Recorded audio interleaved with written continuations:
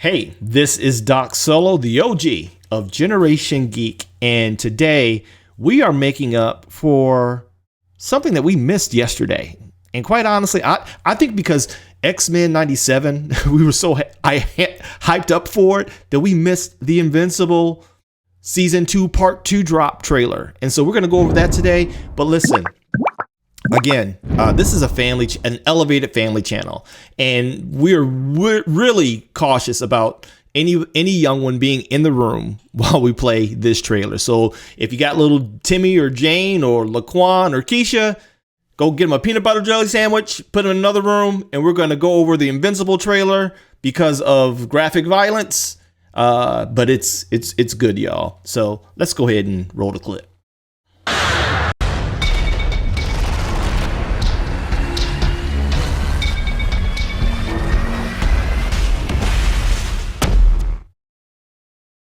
There we go.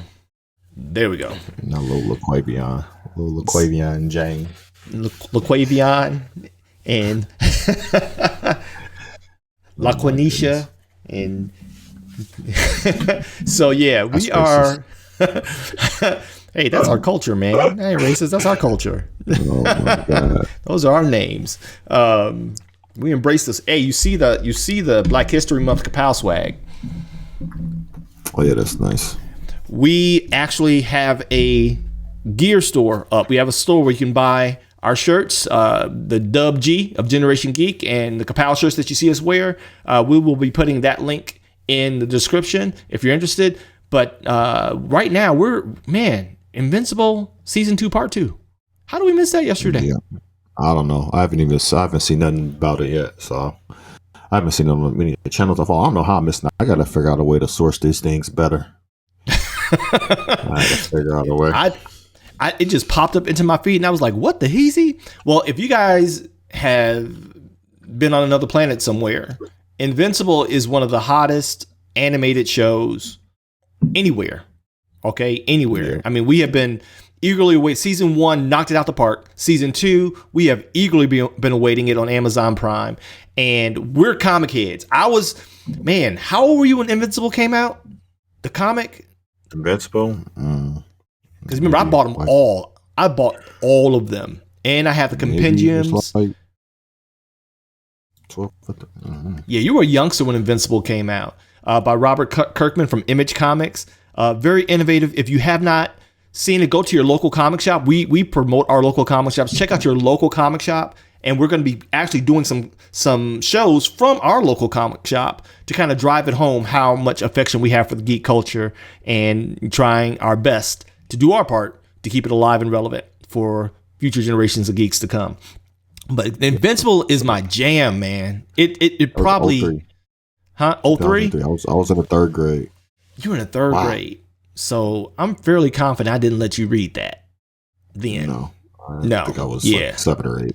Yeah, because even though if you have little ones that are prone to jump on your lap and come and see what you're watching, you might want to, like I used to do, you might want to go to a quiet place, and because this is graphic violence, and we want to make sure that we preserve as much innocence in our young ones as possible. We're big on that here, but it is geek culture. It's what we're into, and we're about to watch the Invincible trailer that just dropped yesterday from Amazon Prime. All right, you ready, mate? Let's do this. We're not the best superhero team on the planet. We're a family. And like any family, we're all messed up in our own unique way. We go around saving lives while ruining them at the same time. We will rebuild, Mark. Count on that. Your people must need your strength. I'm sure they got it covered. Behold! Omnipotence! Tremble before my unlimited power! No. Mark, I need you to go to space again. What? I just got back. We got a ship full of those Sequid things coming in hot. If they get their tentacles on Earth, they'll be pulling our strings forever. We told you we were too powerful. I guess we're all fucked. How did a mere moment on Earth turn you into a weak, sentimental traitor? Answer me! What's the occasion for such a fine suit? I'm visiting an old friend. It is good to be home. Die fast, assholes! My pizza's getting cold. Your family's legacy is blood.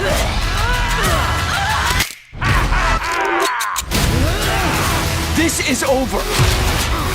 I'll never let anyone ever hurt my family!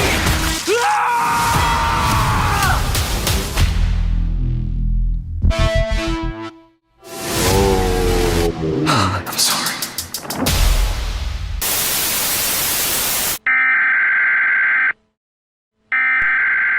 We interrupt our program to bring you this important message. What's up, guys? This is Jay. As you guys know, we love making content for you guys, but as we're starting to notice, many of you are watching, but many of you are not subbing. So why not join the G-Geek fam? Come rock with us. Just hit that sub button, hit the bell. We'll love to have you. Y'all be blessed. Peace. And now back to your regularly scheduled program. Oh, the Invincible invasion. Wow. Oh. I'm always geeked for anything Invincible. TBH. Oh, so my bias is in overload right now, if I'm being completely honest. One of the things I love about the show is its comic book accuracy. The love, I mean, they really maintain the integrity by and large of the canon material. And again, if you haven't read it, do yourself a treat. It is mature, okay? But it's masterful storytelling on So good. Oh my gosh. Oh my gosh. Yeah, so good. Oh my gosh. Since the Invincible first dropped on Amazon, my guy told me at the comic shop that they haven't been able to keep the compendiums in the large compiled.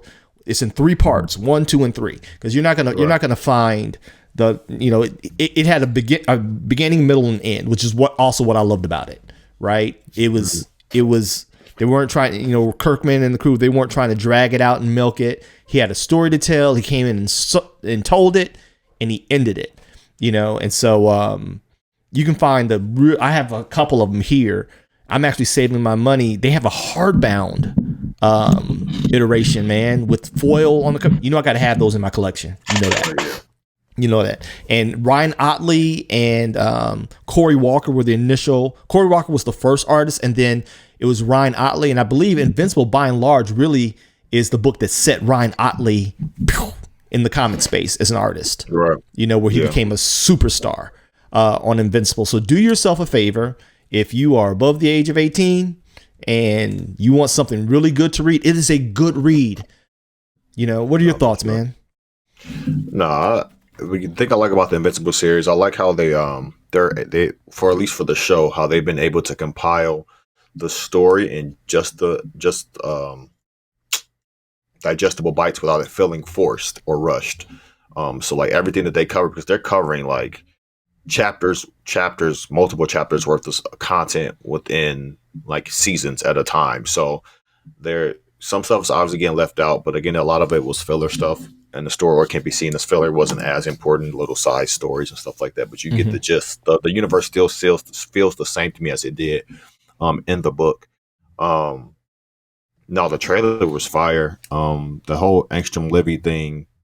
I remember reading the book when I was obviously of age to begin reading it. But once I started reading it, I remember, you know, I was like, okay, who is this guy? But once, like, they showed that end clip, that was the beginning of the Invincible War, where he brought the different multiple versions of Mark Grayson over. And that's when they had their big Image Comics crossover. So you had Spawn was involved, you had Savage Dragon, you had the Dynamo 5, you had all these characters fighting all these evil Invincibles across the world. And so if they're able to, I'll be surprised if that happens in this part of the season. That's probably how it ends. More than likely, with all the stuff they had with the Serpent Society. I think that's what they're called or whatever. Omnipotence or whatever. But if we even get a little bit of it, I'm excited. I don't know who's not excited for Invincible. Yeah, Invincible is, I mean, every season, every episode, and has been just geek spree. literally. Yeah, sure. You know, it's like, oh my gosh, it's one of those things that they did it. They do it in drips to maintain subscriptions now, so they're not giving you the whole chunk of the season, yeah, I right? don't like that part of it, but yeah, I think. Wise, yeah. But again, we're talking generational, right? I grew up where you had to come back every week for the Incredible Hulk and Spider-Man and, you know, He-Man. It was just you grew up in the generation where you could just everything right there, binge it, cancel your subscription. I am very appreciative of my microwave generation. Been wasting years of my life watching something that's not going to come until forever. So yes, I do enjoy this microwave generation. It has its perks. It has its perks. Sure. I will agree. It has its perks. I would like to get it all at once, but in saying that, it's not unfamiliar to me. But if I had a preference, though, I'd rather them just drop all of them. So I can just spend a Saturday morning, just get them all in. Because I find myself, especially, from an educational aspect, with Ka-Pow, good time for an ad spot. With Ka-Pow, I find myself, I study him. My son has always seen me stop, pause, slow motion, freeze frame. He grew up watching me doing it. It should drive him nuts, right? I'm just trying to watch the show, bro. But usually I was on the second or third pass. True or false? Yeah, that was usually on the second or third pass. So most of the times he's watching the second time, I wasn't watching it with him because I knew what he was watching it for. I was studying at that point. I was learning. I was looking at the frames, looking at the key poses, looking at he did that. Look at that stand. But I mean, I granted, obviously over time I learned something from it. So I guess it paid off. So, this stance is so dying low. Learn what dynamic stances and power stances and all this stuff and shading and all this stuff. Oh, I don't like how he drew that here, and I'll be sitting there looking like, yeah, all right. But as I grew older, I guess I learned something from it. I guess, and I still do it to this day. I mean, I just love learning from other creatives, and I bought a DVD player, old school DVD player, just for that. Okay, just so I can do stuff that you just can't, just for that. And so, no more. Yeah, you can't you do it no more. Unless you're willing to buy a whole streaming service. Facts, and we know those are expensive. Those are very expensive. And so, do you want? Did you catch? Do you want to do a crawl through real quick before we check out of here? Yeah, like we always do. Through. All right, cool. Yeah. All right, so I'm gonna go ahead and mute the movie, and we just gonna kind of do the thing here. We're not the best superheroes.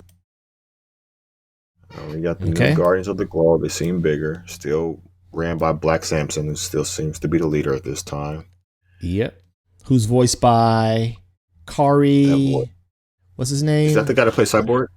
He's the guy who plays the king in The Walking Dead, right? The tiger. He played King Ezekiel. Okay. He played King Ezekiel in Walking Dead. He played Cyborg in Teen Titans and Titans Go. His voice is everywhere. Yeah. Legendary voice. Yeah, still these mantis alien people. I thought that was the grossest thing. Brother Oliver. Yeah. I always thought that was the most story-wise.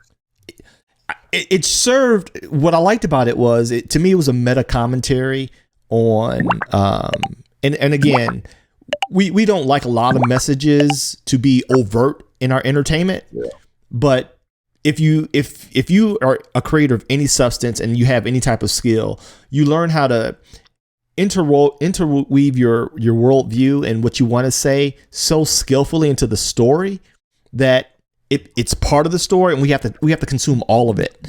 And here, I think with the Mantis, and I may be wrong, I would love to interview Kirkman one day, but it seemed like he was just showing how advanced these people were, that though we see it as gross, right?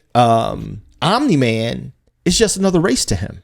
His scope and his perspective was so vast.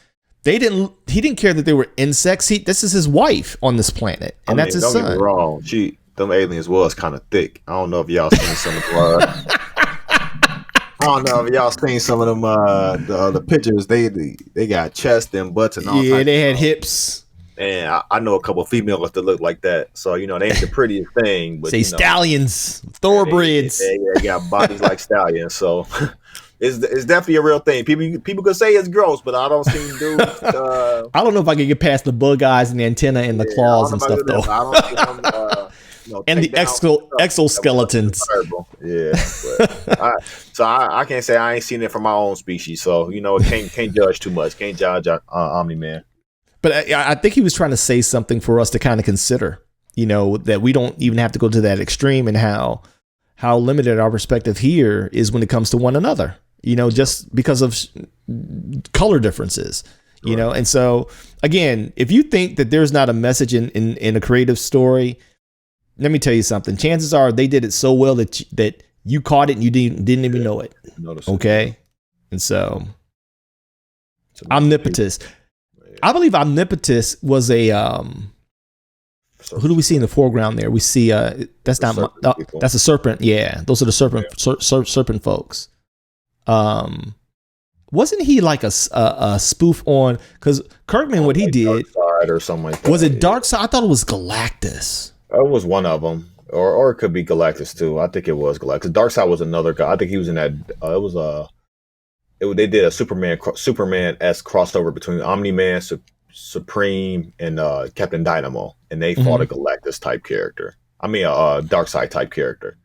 Okay. For that great champion. So I do believe he's like a Galactus analog or something like that. Yeah, because he was a cosmic. But he was very brief. They was just right. He was very brief. Yeah, taking a jab at Marvel or something like that. Yeah, but I don't remember. My memory doesn't serve as well as yours. I don't think they closed the loop on him though, did they? I think they beat him. Did they beat him? Or okay. Invincible came back and beat him. Like, it was something. It's been a while since I read it, but yeah, he wasn't important. That I do know. He wasn't like no Battle Beast level. Right. And so we see the heroes. Yeah. The new heroes, I guess, are going to be introduced in this half. Yeah. None of them important except for I don't know who any of them are. To be quite honest. There's my guy Bulletproof. I think I'm drawing a Bulletproof on Ka-Pow for Black History Month. Okay, so be sure to check us out there for art. I'm trying to bring some art here. Jay and I are really discussing how to incorporate, bring everything to bear that we both, have at our disposal here at Generation Geek, so you don't have to jump around too much. But there's no such thing as too little support. So check us out over there as well. Yep. Ka-Pow's where I teach you what we know, what I know as a professional artist and animator. This segment of Generation Geek is brought to you in part by Ka-Pow, the Comic Art Academy. What do your favorite TV shows, hit movies, and epic video games all have in common? They were created by and employ comic book artists. Want to know how? Then you want Ka-Pow. Check out their YouTube at Ka-Pow School or visit teachyoutodraw.com for more information. And so, I don't know who that is in the back. These are characters I guess they must not be important. They were just like filler characters. They weren't nobody really important in the story. I can tell you that. That I do know. What I've always liked with this series is, again, Cory Walker was the co-creator. Initially, people forget about Cory Walker because Ryan Otley came in and really he just brought that fire. But Cory Walker was the initial co-creator on Invincible, and he has a very open and pleasing style. And this is predominantly in Cory Walker's style, not Ryan Otley's. Ryan Otley's art doesn't really translate well to animation. Cory Walker, it was a no-brainer, okay? But Ryan Otley, that dude can draw, man. He is bad, and so can Cory. But this was largely based off of Cory's initial designs, and I think he was also heavily involved in this production. Even I think he had to go on and do other things. I don't think it was a falling out. It may have been. I don't think so with him. Ain't no telling. Ain't no telling this industry, man. I'm telling you, relationships are so fragile. So fragile. But geeks, by and large, we're fragile for some reason. We get so easily offended. I think his name was Shapesmith or something. He finally Shapesmith. Revealed himself to be an alien to the people. And back to Mars. And this is probably my least favorite part of the Invincible series was the whole Starro analog, the little squids, the mind control squids. I get Starro's relevance when it comes to comics. Obviously, he was the Justice League's first foe. That's what they came together to fight. So I know that he is important. But he just never was an appealing bad guy to me. It's a freaking squid, bro. I mean, I get the mind control powers, and now you got the same thing Invincible. So it was probably my least favorite part, but I get it. Well, you gotta take a little jab. On my side of the fence, what I loved about what Kirkman did with Invincible, and mind you, I'm not like Kirkman. Kirkman's not like reinventing the wheel here. Okay, he didn't do it with Walking Dead. He didn't do it with Invincible. He's not this, no offense. He's not this like uber genius. He's just a fan who filtered this through his lens, who could write and was like, well, what would it actually be like if we stripped away all the nonsense of Superman, right? No offense to Superman fans out there, but we stripped away like the heat vision and you know what I mean? And we just boiled it down to super strength, speed, and invulnerability. Not even like can't be hurt invulnerability, right? And we just made the Kryptonians evil. I mean, it's like when you think about it, it's like it's brilliant in its simplicity. Yeah, it's very, in my opinion, very simple. The characters are very simple. None of them are like ridiculously overpowered. Besides Adam Eve, and, who has her own one shot on Amazon Prime, which was good. That kind of was a segue between seasons. But I do. Part of me does like how simplistic they are, and what I like is that they made them human in a way, in the sense that they made them mortal. They made them mortal, but for the thing that what does not kill them literally makes them stronger. Literally, that's what I like most about it. What doesn't make the Vulture if they survive, God forbid you let them live. If they can survive your attack, they definitely coming back stronger. And that whole now I like that. That's probably my favorite. That is thing. Brilliant. Yeah. Because that's a part of their. I believe in one episode their genetic integrity is so pure, right? That literally, and for me that kind of serves the level of violence, right? The level of violence. It's a lot, but it serves the punch through their stomach. I'm like, ain't no way this man's still. Listen. Man. The violence is a lot. So I'm telling y'all, the slices. People cut them in half. He's surviving. But it's really what would happen in the real world if these type of powers existed, and the amount of carnage that would be ensued. And so, like even at Honor Studios, he knows this. We have a story that is a it's a spinoff of Samson, right? It's an iterative of Samson, but the violence serves the story, and so there's really no way around it as long as it serves the story. And so if you watch season 1 on this one, right, you got to have bodies everywhere. You got to sell the devastation and what just one Viltrumite was able to do, just one. Okay, like they don't send out armies; they send out one. You know what I mean? Yeah, and so be the strong ones. Yeah, so I'm my sensibilities are in favor of the violence because it so skillfully serves the story. You know what I mean? Even when it's a lot. And if you watch season 1 again, do not watch it with little Timmy and Jane. Yeah. Do not watch it with your kids. Because they go there. You know what I mean? Of course, there's a lot of colorful language. I forgot to say that. But it's very real world, right? It's very real world. And so I just have a problem when the violence is just gratuitous and it has nothing to do with the story. It's just shock and awe.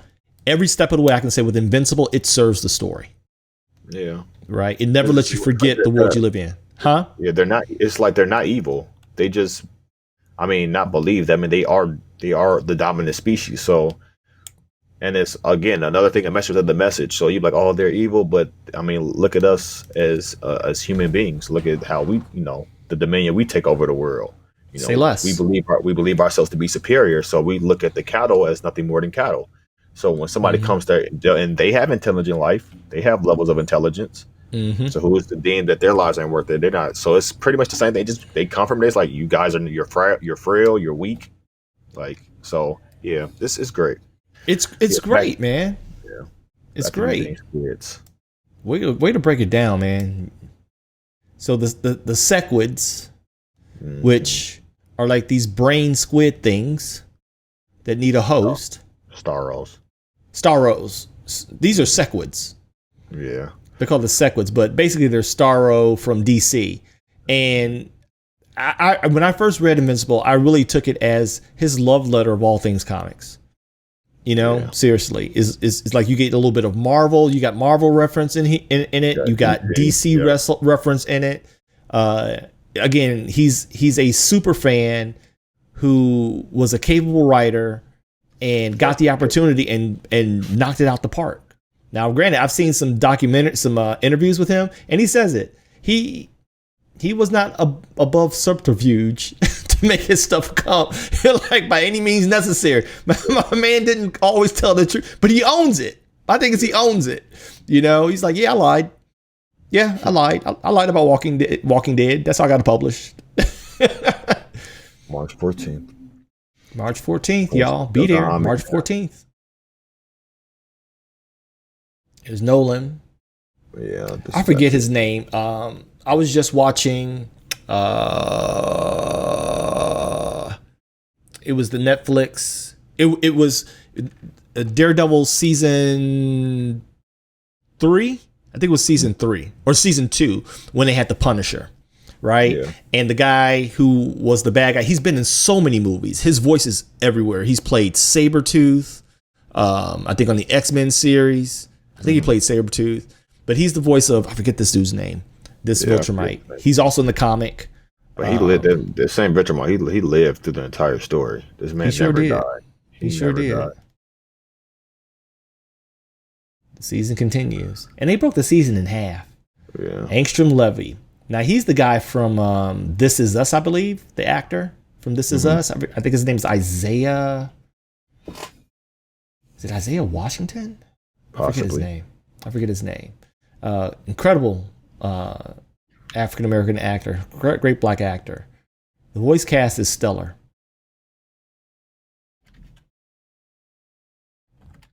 We've got the Serpent Society. You looking up his name? Yeah. The cast of Invincible. I know the guy who plays Rex Splode, he was just in he played Dionysus in Disney Plus's most recent iteration of Percy Jackson. Oh, it's Sterling K. Brown. Sterling K. Brown, right. Isaiah Washington, I think, was one from Grey's Anatomy that got blacklisted because of cancel culture. Because K. Brown. He was the guy that played Killmonger's father in Black Panther. Exactly. In Black Panther. Yep. And the guy who plays Rex Splode is, what's his name? He was just recently in Percy Jackson as Dionysus. You pull up the cast. That is Jason Montezukis, the Indian looking guy. Yeah, the Indian guy. That's Rex Splode. Jason Montezukis. And I love him as Rex Splode, man. I love him as Rex Splode. Seriously. I never really thought much of him as an actor normally, but as Rex Splode, he just shines, man. Oh, go back. Is that a Nissa? I think that's a Nissa. Where? You got Angstrom. How far? She was like just floating over the city. Just a little, right there. That is a Nissa. Yes, when she we're not gonna took advantage of. We're not gonna spoil that. We're not gonna spoil that. That didn't happen yet, did it? No, it did not. Okay, what it's in the comic. I'm sure they're gonna go there. I'm sure they're gonna go there because for you all who don't know, the Viltrumites' motivation is that their genetic structure is so pure that they can't reproduce anymore with their own kind, and they're dying out. And they also had a virus that wiped out a huge point. They did their own genocide. Right? It was survival of the fittest first, where they literally just had an open melee to thin the herd on their own planet, where only the strongest. And it's all in season 1. All right, so you can check it out. And then the Scourge virus, which was developed to defeat them because nothing could defeat them. There was only like a handful of things in the universe that could hurt a Viltrumite. Freaking animal. Yeah, those things. Animal things, whatever they're called. Yeah. And so their motivation is they expand their empire and they breed with the dominant life force there, right? And they have to prep the planet for Viltrumite conversion to expand. But if I remember correctly, when Nolan comes to Earth and discovers humans, they are like the ideal mate. You know what I mean? They matched them genetically besides their power, but they were compatible. They had, and pure. Yeah, because you see how he made it with the insect chick, but right? They were weaker. Yeah. Right, they were weaker. They weren't, like his brother is not as strong as he is. Oliver, right? Oliver's not as strong. When he made it with they came out weaker, but with humans, you end up with Mark. Yeah. It just took. I think it took a little bit longer for his powers to kick in. Mm-hmm. So Extreme comes back after last season after merging with all his other mergers. Yeah. So this is where you said don't spoil it. This is that scene. Oh, yes, and this yeah. You tell that's a female fist. That is. Yeah. That's Fern serpent people. Angstrom Levy. Alan. I like Immortal. Yeah. I like it. I like Immortal. You like Immortal too? I like Immortal. Yeah. And he's the fact that he was a caveman, he was Abraham Lincoln. Yeah. You know what I'm saying?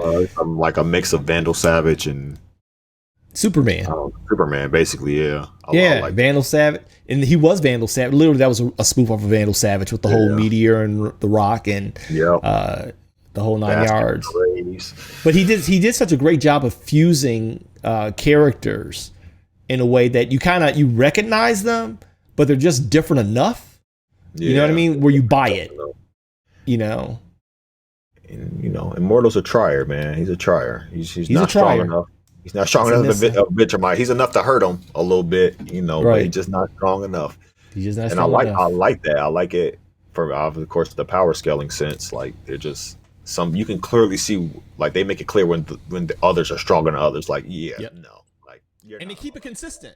Yeah, it's consistent. Like Shazam versus Superman, you never know who's stronger, really. Sometimes Wonder Woman, sometimes she's stronger. Sometimes Supergirl's stronger. But with them, it's like, no, I'm pretty much stronger than you. And they maintain that hierarchy, which is impressive. I like that. Yeah. Yeah, I think they don't get lost in the weeds because they keep it so simple. Yeah, like I could see working on this in a creative aspect, you wouldn't get lost knowing who's more powerful than whom, even amongst the Viltrumites. You know what I mean? They kind of prep like when they introduced Conquest, people feared Conquest because he was an old Viltrumite. There ain't too many of them.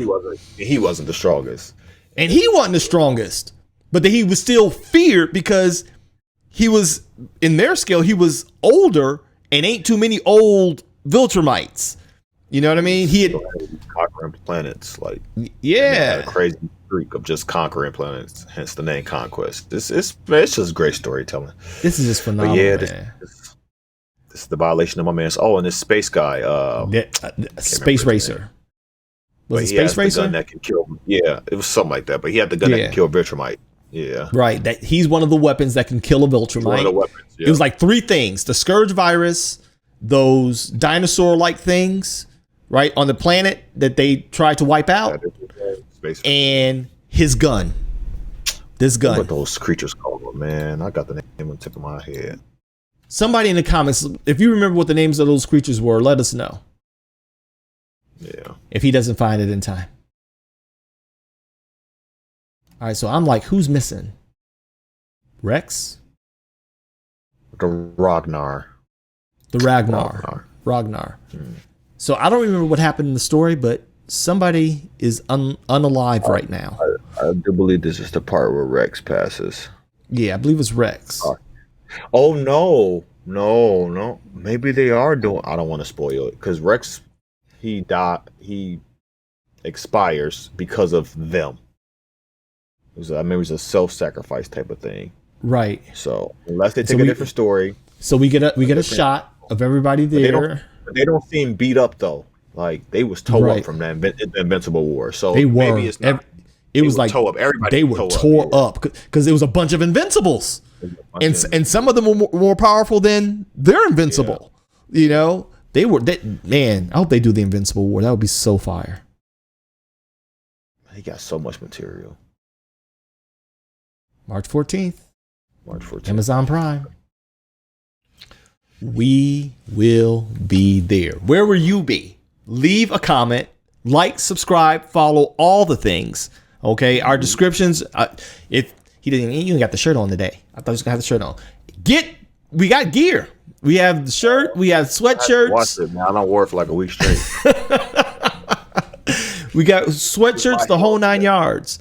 And the Patreon will be up soon if you guys want to support us on the road to monetization and get first dibs, first access. And we're actually outlining what the tiers are going to look like. We want to give you guys some good stuff. If you enjoy what Jay and I and eventually guests are going to be here. I was hoping Richard would come on. I was hoping Richie because I get to meet my pseudo son. It's a family affair here, y'all. Okay, this is a family affair. Bring my other son up in here. This is my Michigander son. Richard. I don't know. He's upstairs? Okay. Well, listen, before we close out, we'd be remiss if we didn't give a proper shout out to my grandbaby. My princess. His princess, his baby girl. It is her birthday today. It's her birthday today. Hey, mama's birthday. This is Vea. This is Jay's youngest daughter. And that's from this morning at the gym too. This picture. She was at the gym with me this morning. Yes, and G-Paw. I'm G-Paw to her, y'all. Don't come at my life. Okay, I'm G-Paw, all right? I'm Doc Solo to y'all. Don't get it twisted. But G-Paw had to come and get him some birthday sugar on the way to the gym this morning. And that's our princess. That's a character, boy. She is one of we call her the Tiny Titan. Okay. She is the Tiny Titan. And we are celebrating 2 years of life. We thank God for the blessing that she is to us. That this is her on a typical Tuesday. Yeah. She hungry. This is her, and you know who else? That is her daddy. That was him when he was hungry. He couldn't tell him nothing. He wasn't trying to have no conversations. He wasn't cracking no smiles. She is indeed her father's daughter. So happy birthday, my peanut peach pie. G-Pa and Daddy love you, and I will see you tonight and get some of that snotty sugar. And so thank you guys so much for hanging out with us, man. We're enjoying this, and the response has been incredible, ain't it, Jay? Absolutely. Yeah, no, it's been dope. You guys have been showing a lot of love. We're starting the Patreon up soon. We have some stuff. We want to be, even more so than other YouTubers, we want to be interactive with you guys. That's why we're in the comments so frequently as much as we can. Of course, as you guys got to remember, like, if we don't see stuff, don't take any type of way. We're both splitting the channel amongst each other. So sometimes he gets the notice and his phone may be open, or his computer, PC might be open, mine might be open. So we might not see everything. But when we do, we usually try to, respond. Even with the Patreon, we're trying to develop some things where we can interact with you guys. And some of you guys, if you're open to it, can be on the channel, yes. Converse and, have geek talk and stuff like that, as well as other things, obviously, getting video first, the stuff that comes with, the support. But yeah, we definitely got plans, and we're only, gonna keep growing for here. Nothing's gonna stop it. And yeah, no, we're excited for sure. See, this is why I ain't got to say nothing. That's it. He said it all. Enough said. With that being said, remember, keep it geek, y'all. Keep it geek. And if you love all things geek, you may not be a fanatic. It just might be genetic. With that, we out your hair. Solo out. Y'all be blessed. Peace.